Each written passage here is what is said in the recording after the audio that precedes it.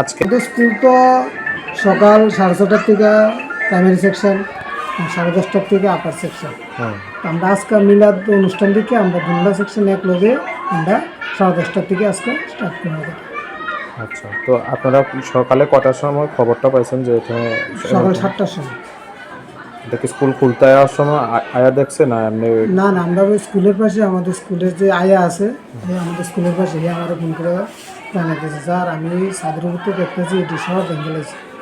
তারপর তাড়াতাড়ি আমি এই স্যারের সুজিত স্যারের ফোন করছি, সুজিত স্যার আয়া দেখছি। এরপরে আমিও বাইক নিয়ে তাড়াতাড়ি আইসি, এই অবস্থা।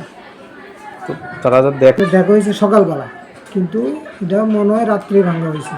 কারণ প্রত্যেক বছর এরকমই হয়, কারণ প্রত্যেক বছর তো আমরা সকাল 4:30টাতে স্কুল খুললাম, তো আয়া দিকে একই অবস্থা ভাঙা।